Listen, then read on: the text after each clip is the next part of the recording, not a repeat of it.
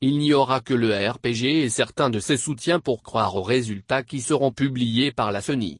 Non parce que l'UFNG, le FNDC et la majorité de la population n'accordent aucune confiance à la CENI. Mais parce que, historiquement, celle-ci n'a pas été organisée de manière à satisfaire la responsabilité morale qui est la sienne, à savoir garantir la transparence et la neutralité du processus électoral.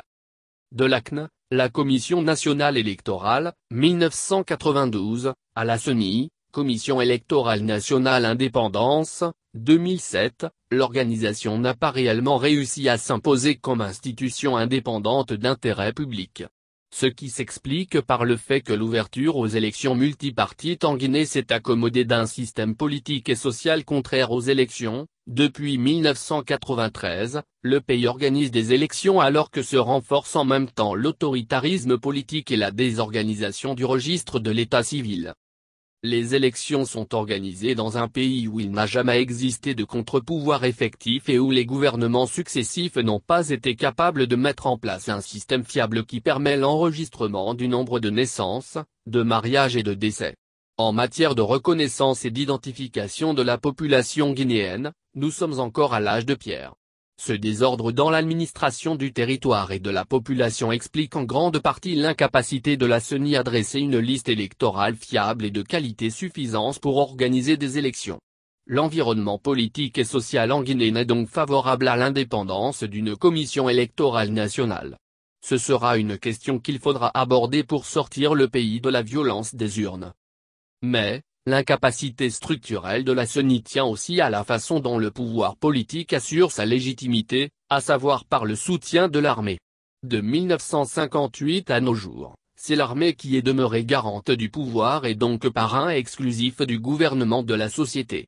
Cette militarisation du corps politique et social a eu pour effet de marginaliser la souveraineté populaire au profit d'une instrumentalisation des élections pour pérenniser le régime en place. Or si le pouvoir, par nature, échappe au peuple, par quel miracle alors organiser des élections neutres et transparentes?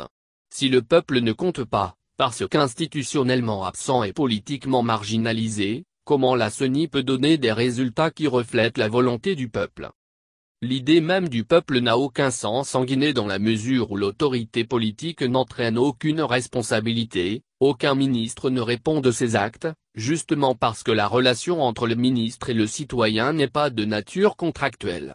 Dans le cas contraire, beaucoup de ministres en Guinée auraient déjà pris la porte. Que l'on pense seulement à la santé, l'éducation, travaux publics, la sécurité et la protection civile. Donc, parce que les pouvoirs publics ne sont pas vraiment de nature publique et que persiste dramatiquement une collusion entre le gouvernement et le corps militaire, la possibilité d'organiser raisonnablement la lutte pour la conquête du pouvoir devient impossible. Il sera facile d'accuser la CENI. Mais en réalité, il faut aller au-delà et saisir les conceptions vitalistes du politique qui ont fini par faire du pouvoir une question de vie ou de mort. Car pour la majorité des membres du gouvernement, perdre une élection revient à se couper d'une source vitale et donc s'exposer à des modes de vie inconfortables, voire même précaires. Pour comprendre l'incapacité de la CENI, il faudra saisir la façon dont son indépendance a été confisquée par les besoins somatiques, physiologiques, qui déterminent l'environnement politique guinéen.